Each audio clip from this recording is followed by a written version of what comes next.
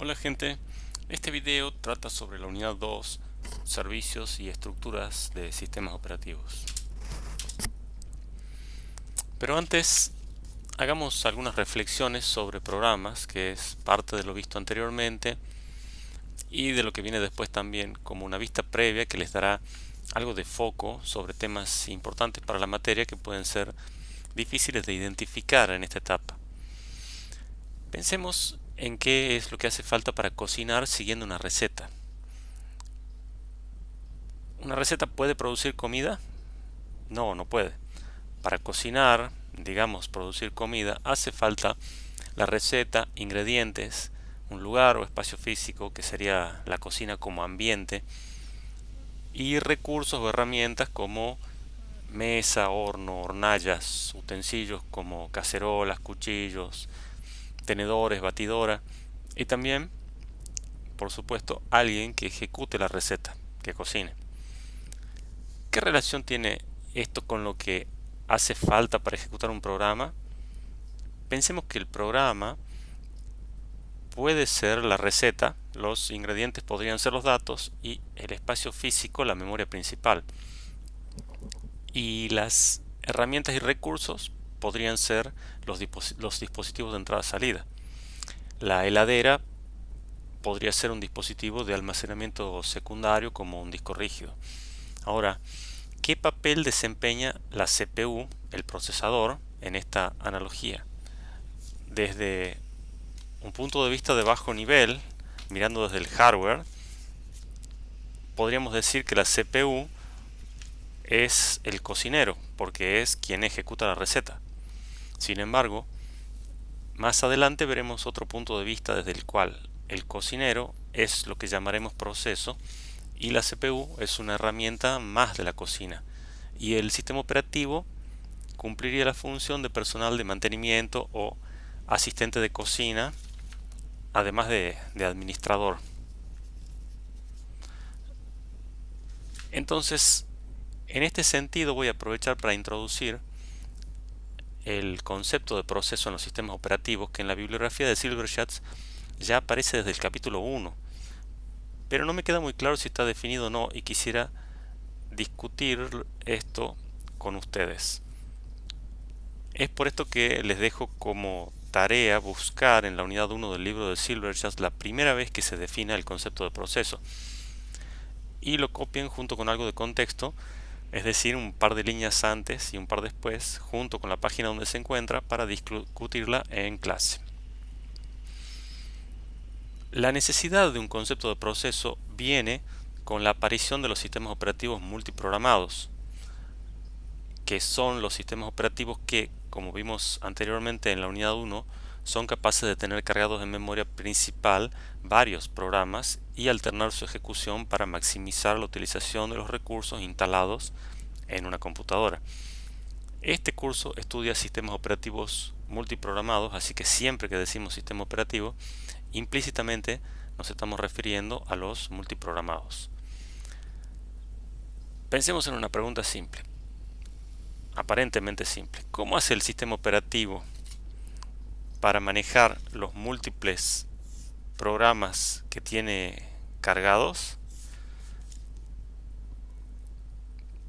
¿Puede un mismo programa ejecutarse varias veces? Y si es así, ¿cómo hace el sistema operativo para distinguir uno de otro? Por ejemplo, ¿se puede ejecutar un procesador de texto varias veces al mismo tiempo? Sabemos que sí. Supongamos que abrimos 4 documentos diferentes, lo que sería decir 4 veces el mismo programa pero con distintos datos. ¿Cómo hace el sistema operativo para mantener en funcionamiento el mismo programa pero a la vez separados los datos?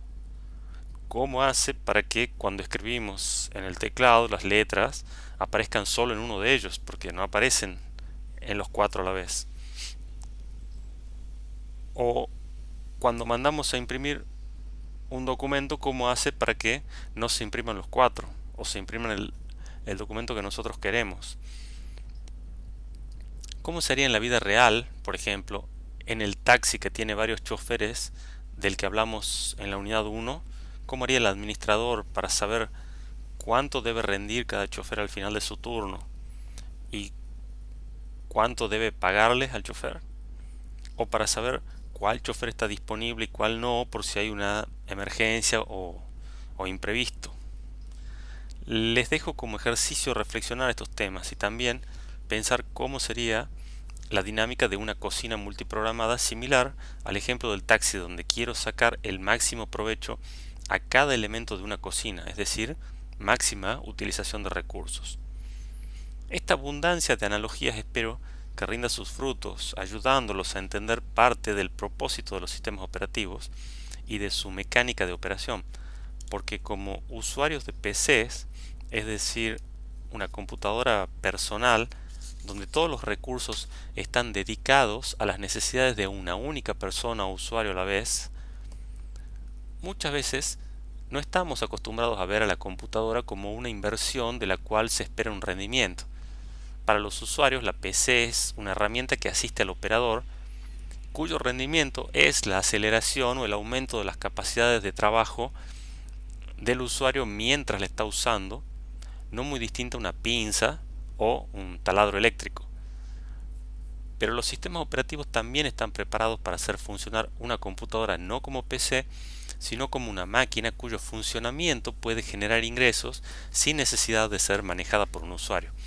Tal es el caso de los servidores, por ejemplo, o las supercomputadoras, donde la maximización de la utilización de recursos y otros aspectos configurables del sistema operativo desempeñan un papel importante en la rentabilidad del negocio. En la PC también es importante la eficiencia, pero en el ambiente de servidores puede ser una cuestión crítica, de supervivencia, por así decirlo. Y entonces es bueno que ustedes también tengan en cuenta constantemente esta aplicación de las computadoras, este enfoque más de negocios que les va a servir para entender mejor el propósito con el que nació la computación y los sistemas operativos y que aún hoy guía buena parte de su desarrollo y funcionamiento.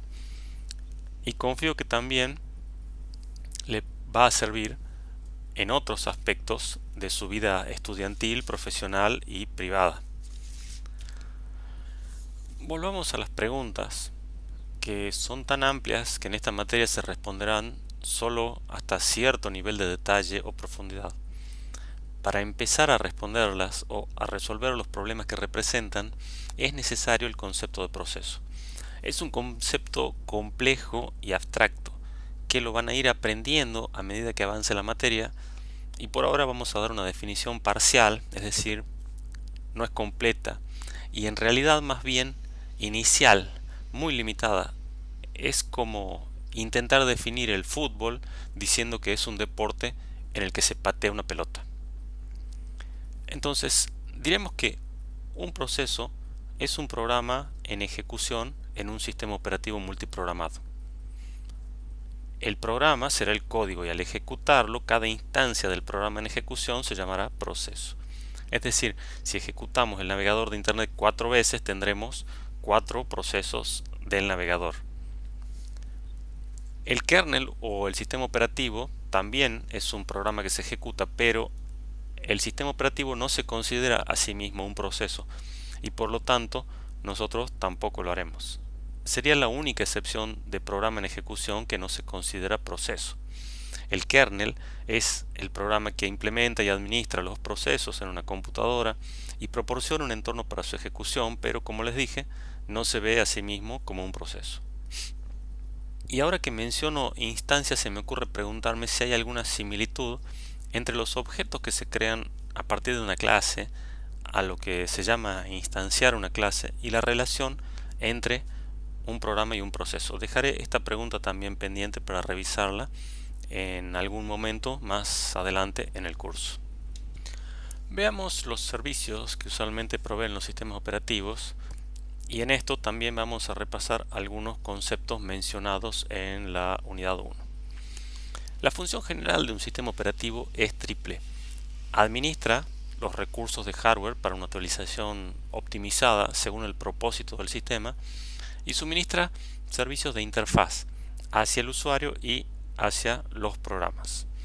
Los servicios de interfaz mencionados responden a la necesidad y conveniencia de abstraer las capas superiores, en este caso usuarios y programas, de la complejidad de las capas inferiores de la interfaz, que sería el hardware de la computadora, sus recursos físicos y también recursos lógicos creados por conveniencia. Dicho de otro modo, estos servicios de interfaz simplifican el uso de las computadoras, así como también el desarrollo y distribución de software para ellas. Como dijimos con anterioridad, el sistema operativo se adueña del hardware y limita o prohíbe el acceso directo a él. Como contrapartida, presenta las llamadas al sistema para que los programas puedan acceder al hardware a través del sistema operativo de manera simplificada, ordenada y controlada. Decimos que las llamadas al sistema son la forma de invocar los servicios del sistema operativo y representan la interfaz mencionada del sistema operativo hacia los programas. Esto me lleva a remarcar que si bien la interfaz es una API para ser usada por programas, el beneficio, la simplificación, es para los programadores, que son quienes obviamente escriben los programas y pueden emplear funciones de alto nivel y compatibilidad en relación a lo que tendrían que hacer si quisieran acceder al hardware de manera directa. Respecto de la interfaz del sistema operativo kernel hacia los usuarios, la considero más abstracta, indirecta, no tan fácil de visualizar. El sistema operativo provee al usuario, en mayor o menor grado, un servicio de interfaz con los recursos de la computadora, lógicos y físicos, que trataré de explicar durante esta diapositiva. A continuación les presento la clasificación que propone Silberschatz de los servicios que ofrece un sistema operativo. Cada uno de estos servicios verán que aporta en diferente medida a las tres funciones generales de un sistema operativo que mencionamos al principio. No se olviden de ejecutar esta tarea, completar esta tarea que les menciono aquí, ¿sí? Que es descubrir concretamente cómo cada uno de los siguientes servicios beneficia a programadores y usuarios. Yo les voy a hacer la tarea para lo que sería la interfaz de usuario y ejecución de programas.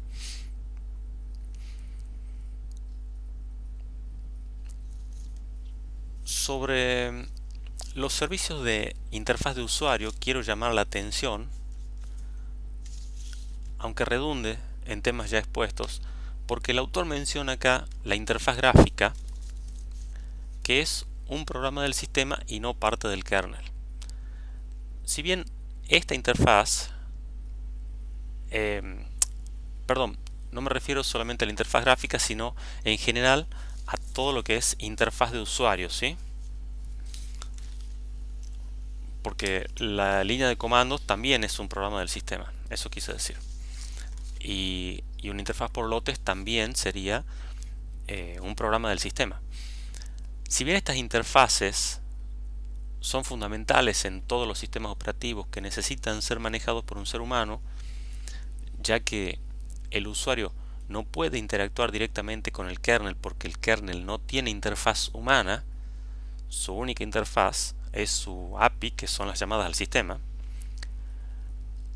En general, la interfaz hacia el usuario no es un software que ejecute en modo kernel y por lo tanto no es sistema operativo. Por esto veo que su inclusión como servicio del sistema operativo no es correcta. De hecho, si observan el gráfico que veremos más adelante, este que está acá, la interfaz de usuario no está en el lugar que el autor colocó los demás servicios mencionados en este apartado. Esto nos obligó a hacer otro diagrama donde la interfaz de usuario ocupa un lugar más adecuado en este esquema conceptual, ejecutando en modo usuario.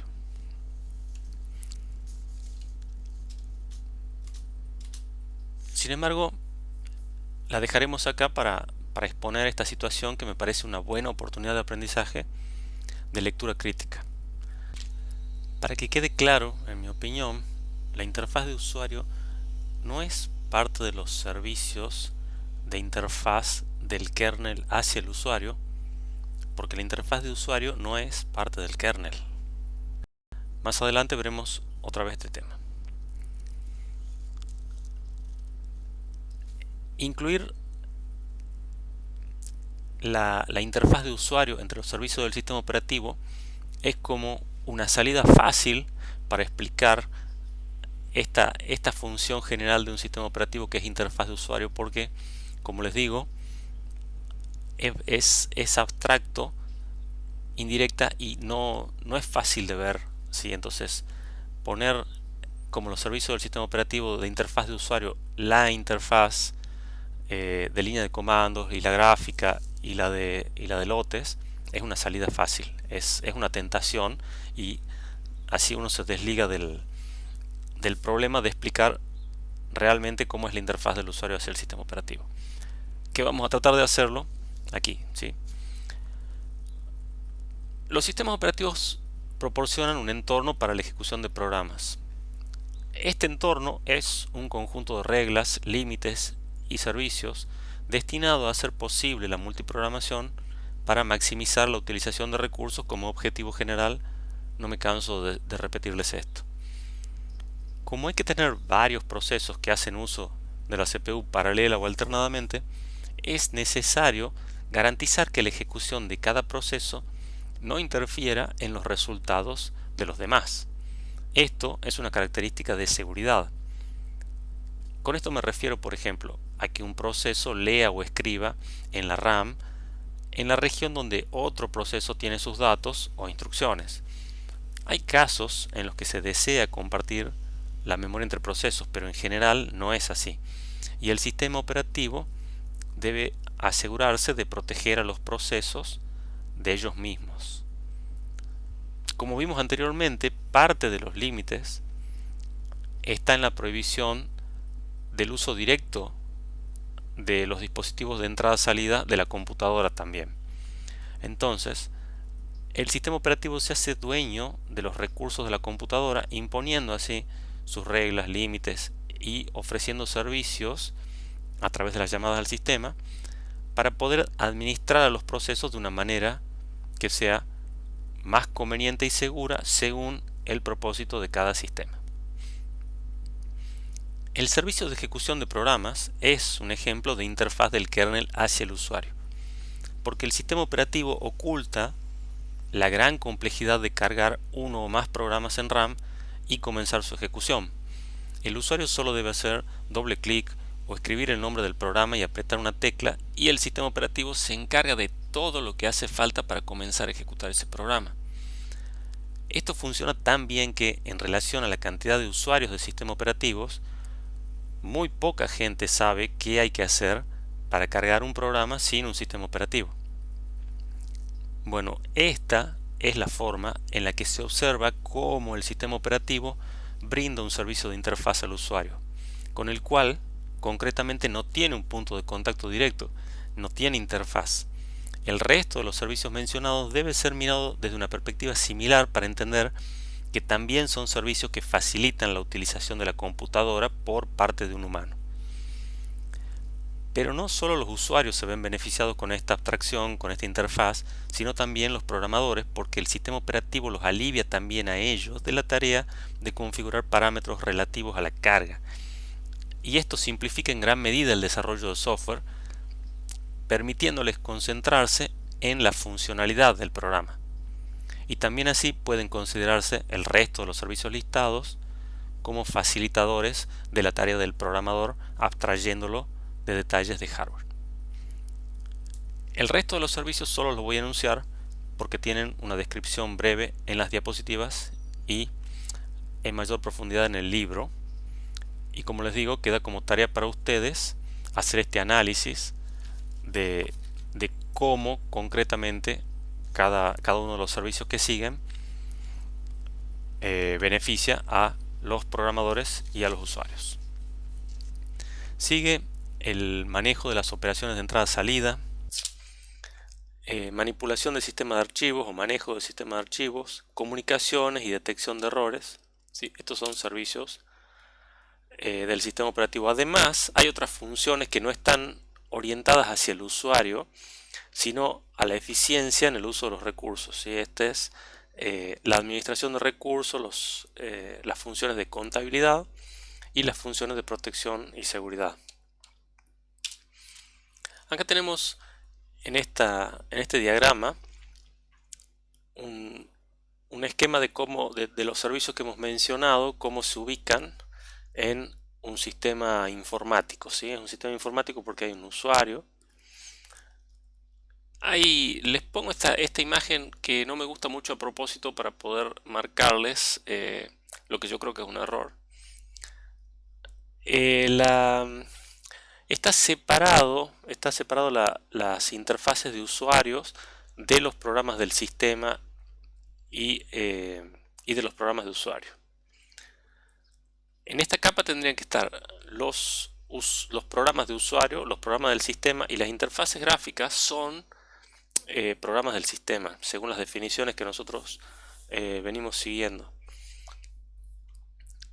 Después está esta línea que marcan las llamadas al sistema. De las llamadas al sistema para arriba son todos programas de usuario y del sistema, y de cuando se ejecutan les llamaremos procesos, y de las llamadas al sistema para abajo es el kernel que ejecuta en modo kernel.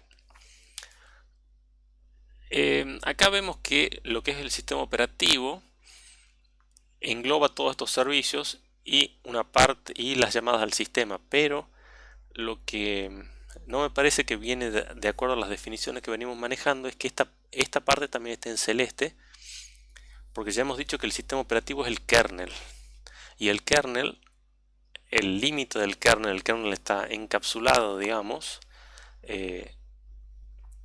y solamente se puede acceder a él a través de las llamadas al sistema. Entonces, de las llamadas al sistema hacia arriba es otra capa, no puede ser el kernel. Entonces, esto no es sistema operativo, esto es programas de sistema. Bueno, y abajo de esto está el hardware, ¿sí? Veamos un poco sobre las interfaces. La interfaz de procesamiento por lotes es una de las más difíciles de mostrar, porque no es algo que se utilice comúnmente hoy en día, y para eso les quiero mostrar. No es una interfaz, no hay una interfaz bien definida, porque diferentes proveedores de servicios de procesamiento por lotes pueden hacer la interfaz según sus propios criterios, y son libres de hacer su interfaz como quieran. Actualmente las interfaces de procesamiento por lotes muchas son interfaces web. Lo que hay que indicarle al sistema de procesamiento por lotes básicamente es cuál es el programa que se va a ejecutar y los datos para que el sistema operativo lo ejecute eventualmente según la planificación. Y hay que darles ese programa y los datos en un formato que el sistema entienda, que el sistema admita. Por ejemplo, en estas interfaces web puede ser que el proveedor de servicio diga, el servicio de ejecución de programas por lotes, diga, me tiene que dar un archivo comprimido donde el ejecutable se tiene que llamar a.out, por ejemplo, ¿no? Y los datos tienen que estar dentro de una carpeta que se llame datos. Y entonces ustedes suben eso en el portal web, aprietan subir, pagan o se paga después, ponen la tarjeta de crédito, y una vez que el sistema lo procesa y le entrega los resultados, le cobra y le mandamos un email avisando que está todo listo. Con estos sistemas no hay posibilidad de interacción, es decir, uno carga digamos, el archivo comprimido, por ejemplo, y el sistema lo procesa y le avisa si terminó bien o mal y le da los resultados, pero no hay posibilidad de ingresar datos mientras se está ejecutando, ¿sí? Les copio aquí una cita de los servicios que Google proporciona, que se llama Cloud Run. Y les leo lo que dicen. Aunque los servicios de Cloud Run son una buena opción para los contenedores que se ejecutan de forma indefinida con el fin de escuchar solicitudes HTTP, que serían servidores de páginas web, por ejemplo, puede ser otro tipo de servicio, los trabajos de Cloud Run pueden ser una mejor alternativa para los contenedores que se ejecutan hasta completar un proceso y que no entregan solicitudes. Los trabajos no tienen la capacidad de entregar solicitudes ni escuchar en un puerto. Lo que esto quiere decir es, con otras palabras, lo que ya les dije, que son procesos por lotes que no tienen posibilidad de interacción ni con usuarios directamente ni con otros procesos, ¿sí? Los servidores, en cambio, son programas que sí tienen interacción con otros programas, ¿sí? A través de las solicitudes y las respuestas. Aquí les dejo el enlace de Google Cloud Run por si quieren ver de dónde saqué esto. Veamos brevemente la interfaz de línea de comandos. No hace falta que les explique mucho porque ustedes tienen la experiencia con esto en las prácticas del laboratorio. Es la interfaz de línea de comando, interpreta comandos y presenta resultados, las dos cosas, los comandos y los resultados en modo texto, ¿sí? Solo caracteres ASCII, no hay gráficos, no hay dibujos. Los dispositivos de entrada-salida que se utilizan son el monitor y teclado, y últimamente se puede utilizar el mouse, pero con funcionalidad muy reducida, casi nula, básicamente para copiar y pegar. No es que van a hacer clic en algún lado porque no hay botones en la interfaz de línea de comando. Informalmente también se le llama shell, pero estrictamente el shell debe considerarse un envoltorio. Termina siendo otra forma de decir interfaz, este envoltorio o shell, ¿sí? Entonces, por eso la interfaz gráfica también es un shell. Y quizá la interfaz de procesamiento por lotes también sea un shell. Entonces, está mal decirle shell solamente a la interfaz de línea de comando, ¿sí? Tengan en cuenta que un shell puede ser gráfico también. La interfaz de línea de comando es muy conveniente en administración de servidores porque es rápida, consume pocos recursos y es automatizable con scripts. Quizá más adelante veamos algo sobre esto. Unix tiene interfaz de línea de comando del 71, Linux del 79, Windows tiene la interfaz de DOS desde sus inicios, de los inicios de Windows, pero con una funcionalidad muy limitada. Hace poco, en 2006, introdujo una nueva interfaz de línea de comando llamada PowerShell que tiene muchísima más funcionalidad para tratar de competir en el ambiente de servidores.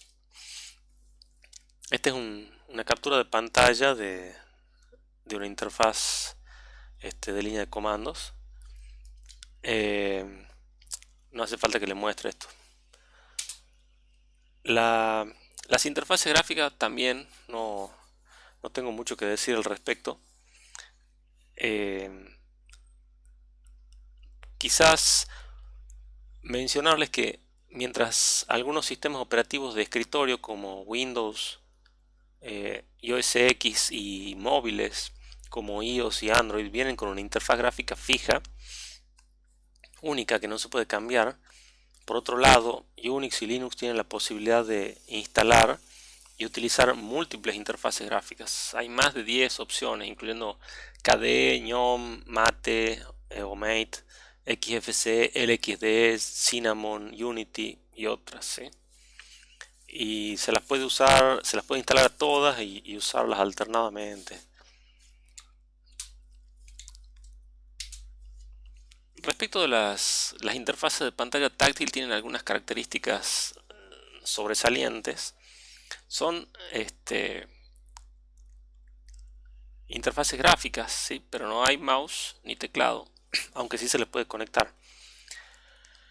Los dispositivos de entrada y salida que utilizan son la pantalla táctil, el audio, la cámara, el lector de huellas, el acelerómetro, el vibrador. Por ejemplo, el vibrador es es un dispositivo de salida que se utiliza para comunicar, que el sistema operativo utiliza para comunicar muchas cosas. Por ejemplo, cuando uno presiona, cuando el intérprete de comandos toma una pulsación del dedo sobre alguna parte de la pantalla táctil, el teléfono puede vibrar para indicar, es lo que se llama un feedback, una realimentación háptica, para que uno se dé cuenta más fácilmente que el contacto ha sido registrado por el sistema.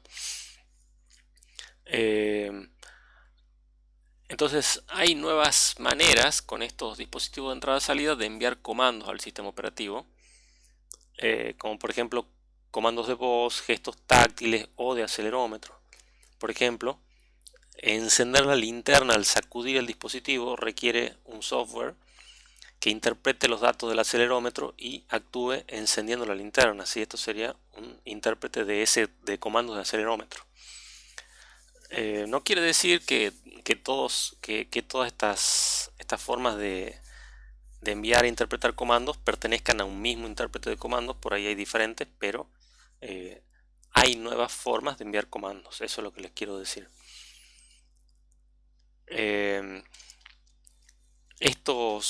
Estas interfaces permiten hacer autenticación, estos sistemas, digamos, permiten hacer autenticación por patrón táctil, huella dactilar o detección de rostro, por ejemplo, y de esa forma utilizan estos dispositivos de entrada-salida.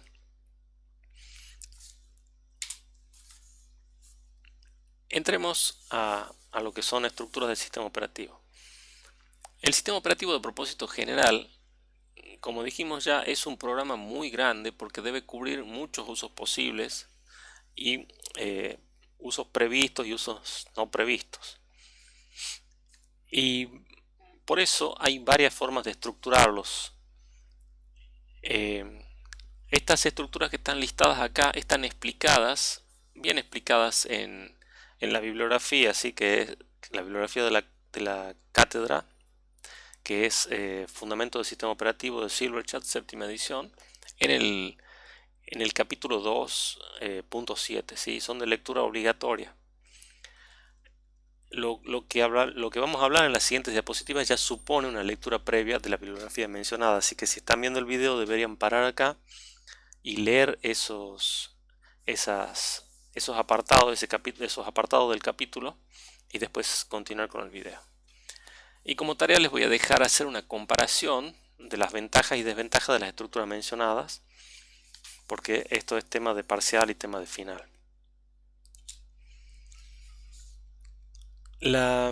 Esta diapositiva es una vista previa, una introducción de lo que veremos luego. Es más o menos una descripción de lo que es una estructura monolítica, ¿sí?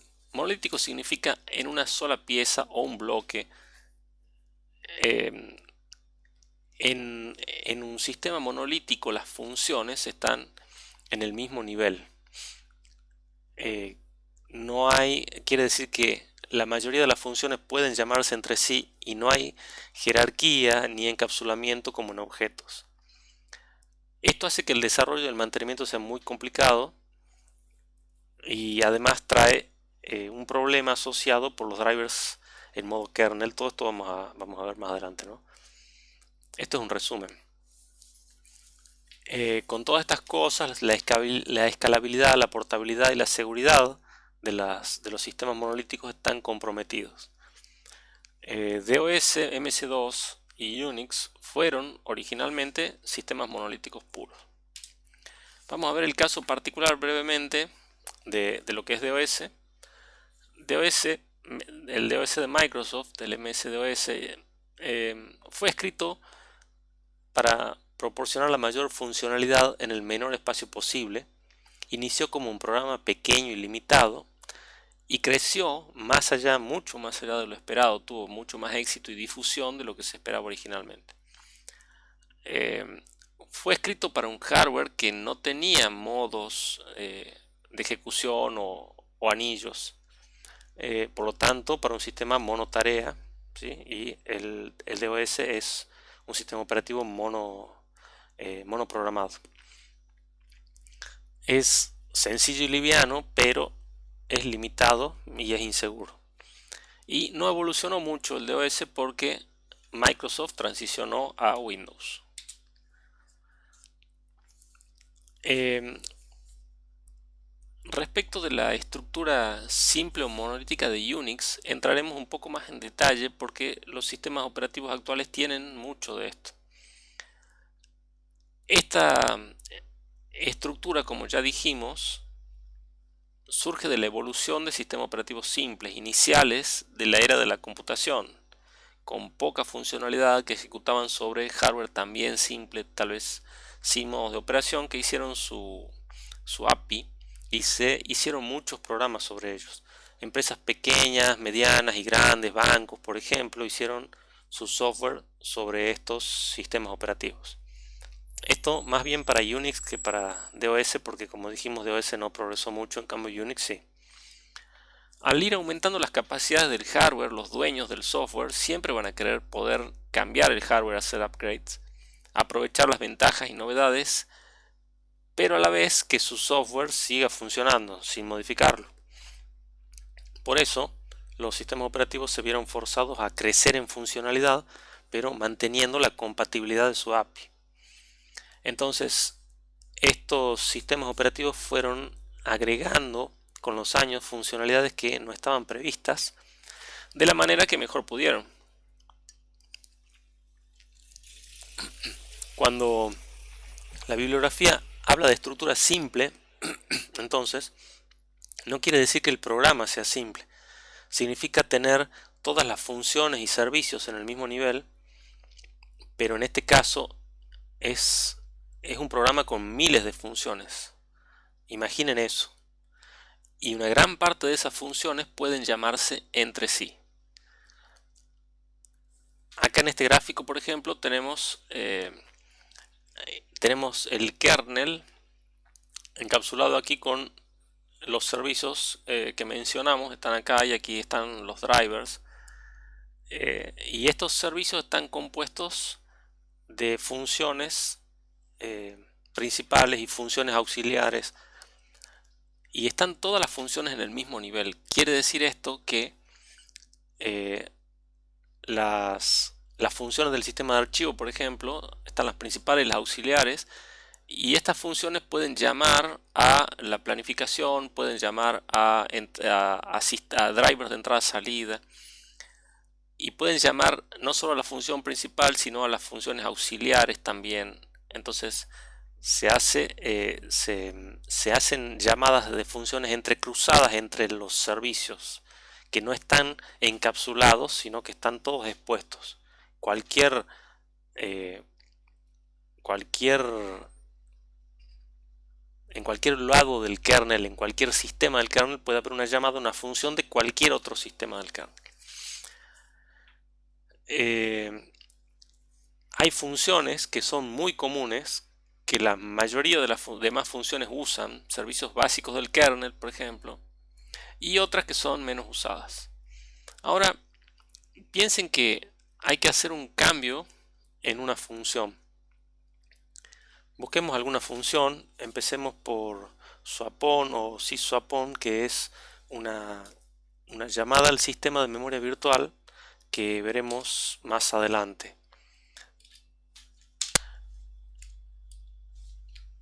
Esta sería una de las funciones usadas con baja frecuencia. Entonces pongamos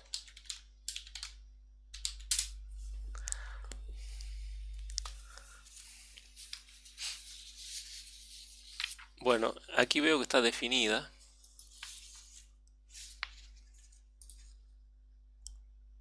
Esta es la definición de la llamada al sistema. Veamos más abajo qué funciones usa para buscar alguna que sea una de las funciones que sea más llamada, más usada.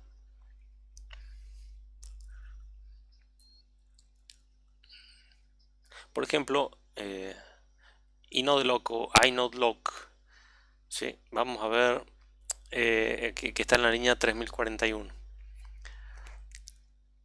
Supongamos que queremos cambiar algo en esta función en inodeloc y hay que agregar o quitar un parámetro. Entonces, ¿qué tengo que hacer luego? Fíjense que aquí toma un solo parámetro. Digamos que por alguna razón que no tiene sentido, o tal vez sí, quisiéramos agregar un segundo parámetro. Entonces, vamos a donde está definida y la cambiamos. ¿Qué es lo que hay que hacer después? O quizás antes. Habrá que buscar todas las funciones que la llaman y actualizarlas con la nueva interfaz, que tiene dos parámetros en vez de uno. Digamos, con la nueva forma de llamar a esa función. Veamos cuántas veces se llama a inodeloc en el kernel actual. ¿Sí? Está referenciada en 162 archivos. No significa que se la llame 162 veces, porque en cada archivo puede ser llamada varias veces. Por ejemplo, en este 4, en este 2, 3, 3, etcétera, 13 veces en esta función. Entonces, si nos equivocamos en el cambio, si nos olvidamos de actualizar alguna de estas llamadas, los resultados pueden ser muy malos: pérdida de datos, pérdida de dinero, vulnerabilidades, mal funcionamiento, etcétera, ¿sí? Ahora les voy a mostrar otra forma de ver con un grafo de llamadas, que muestra de alguna manera gráficamente el árbol de llamadas a funciones de una función.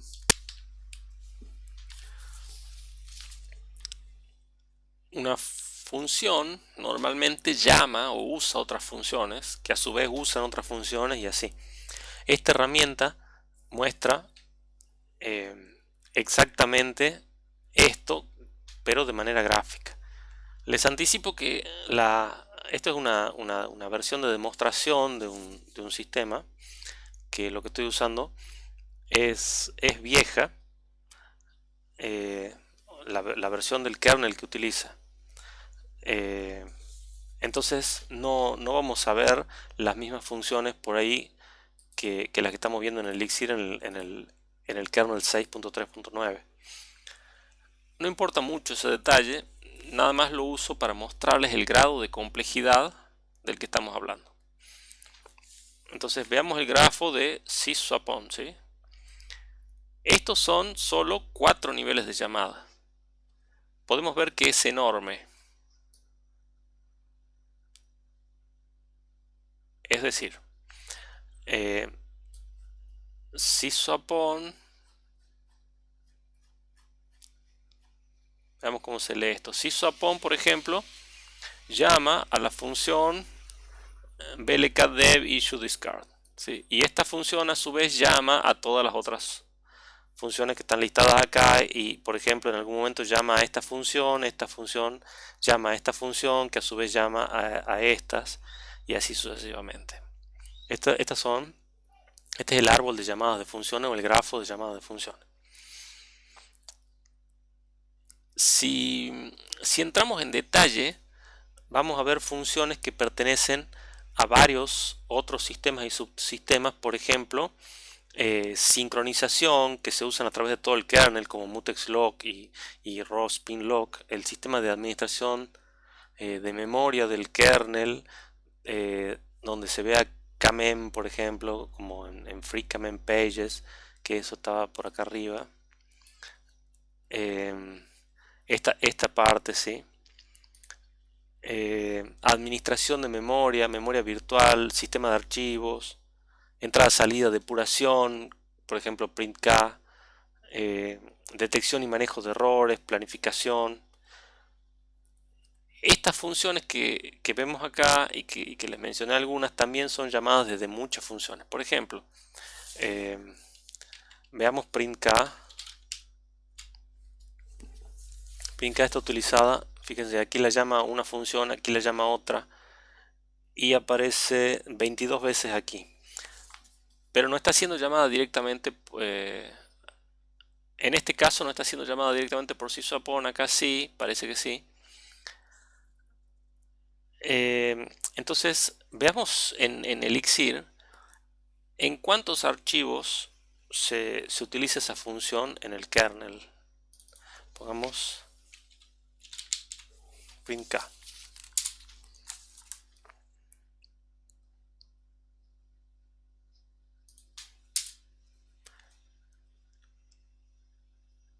tardó un poco. Aquí está el resultado. Está referenciado en 3046 archivos, ¿sí? Y fíjense, hay algunos que la utilizan 82 veces. Entonces, estos son decenas de miles de, de llamadas a esta función printk, ¿sí? Podemos ver, por ejemplo, que figura en muchísimos drivers, ¿sí? Estos son los drivers. Esta es una función de depuración como un printf que se utiliza desde el kernel. Espero que con esto tengan una idea de la complejidad del kernel de Linux, que es parecido al de Unix y sirve de ejemplo para monolítico, aunque tiene muchas mejoras. Esta complejidad conlleva una fuerte propensión a errores que se propagan catastróficamente. Cualquier error en el software que ejecuta en modo kernel, en cualquiera de sus componentes, puede llevar a inestabilidad del sistema, errores, pérdida de datos o vulnerabilidades de seguridad. Entonces, hacer mantenimiento de este software, para quienes no saben, mantenimiento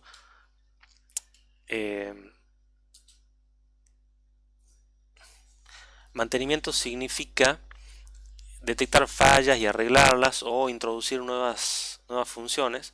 Es una tarea extremadamente difícil que requiere mano de obra altamente calificada y muchas pruebas, lo que resulta en altísimos costos y riesgos, ¿sí? Y grandes tiempos de desarrollo. Como si esto fuera poco, está el tema de los drivers de los dispositivos, por ejemplo, que usualmente son desarrollados por los fabricantes y que deben insertarse en el kernel y ejecutar en modo kernel. Por esto es que muchas veces es necesario reiniciar el sistema al instalar driver para que se carguen con el kernel al arrancar el equipo. Puede suceder que por falta de calidad los drivers introduzcan errores o vulnerabilidades en el kernel, o bien con otras intenciones introducir código malicioso que ejecutaría en modo kernel. Es decir, es muy serio esto. Respecto de capas, quiero agregar a lo que ya dice la bibliografía, que el hecho de que el sistema operativo tenga una API ya marca una capa, o podemos decir tal vez que encapsula un objeto, pero en los sistemas operativos iniciales, donde había solo un modo de operación y el programa ejecutaba al mismo nivel de privilegio que el kernel, el uso de cualquier API provista por el sistema operativo es opcional. Cuando se impusieron los modos de operación, recién se hizo posible definir la capa como obligatoria.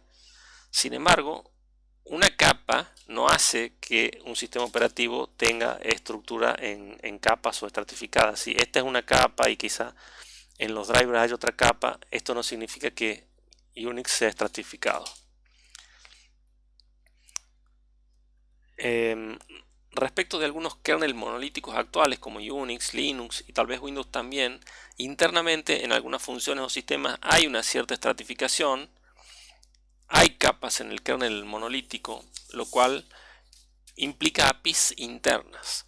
Por ejemplo, los drivers de dispositivos que, como dijimos anteriormente, tienen su API y su funcionalidad se usa a través de la API, no se pueden llamar las funciones internas desde afuera del driver.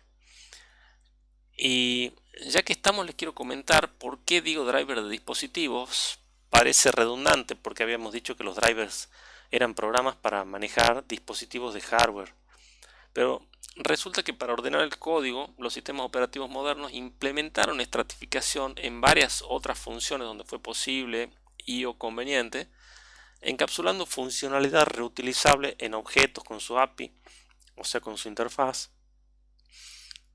a los cuales también veo que se les llama drivers.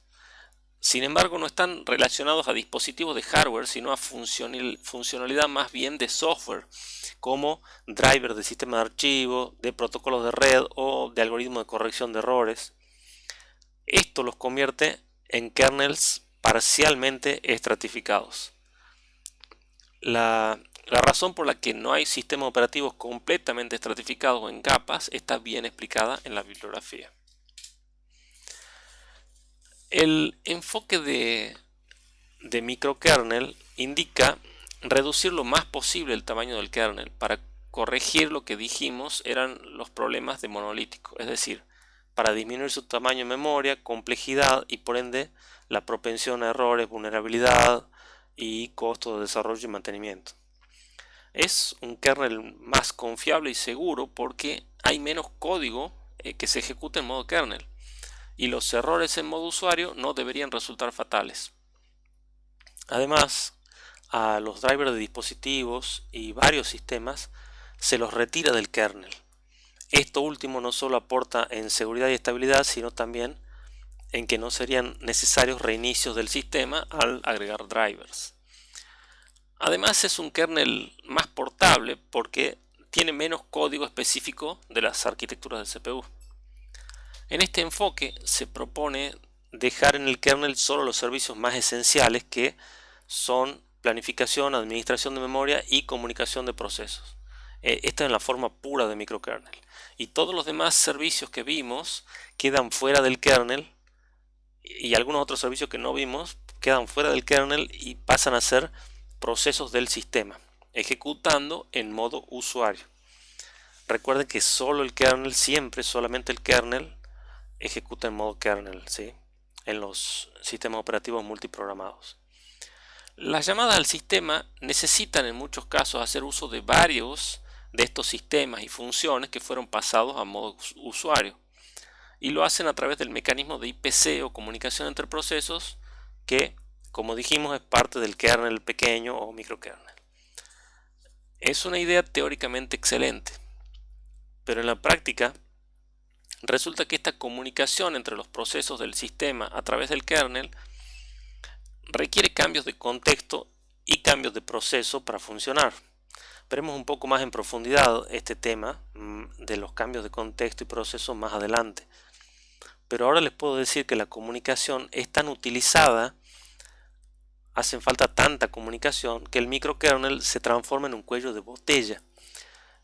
Y por otro lado, los cambios de proceso causan tanto overhead que este enfoque no fue viable para su utilización en sistemas de propósito general, ni en ambientes de escritorio, ni para servidores, ni para móviles.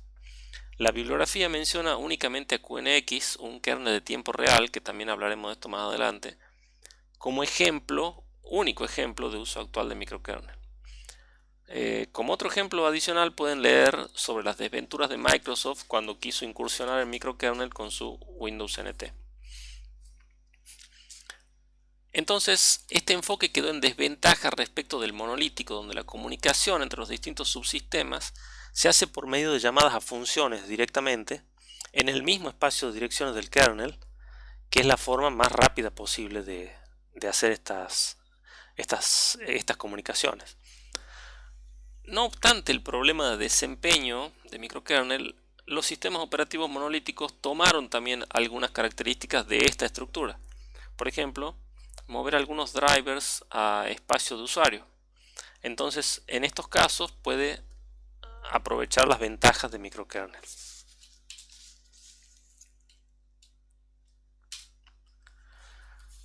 Los módulos de carga dinámica son una técnica que da muy buenos resultados.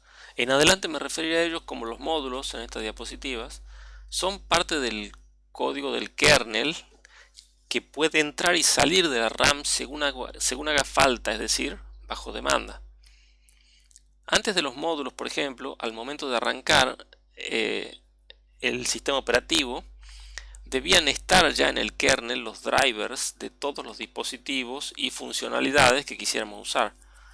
En caso de que no estén, debíamos instalar, lo cual implica agregarlos al kernel recompilando y reiniciar para cargar el nuevo kernel y poder recién usar los dispositivos.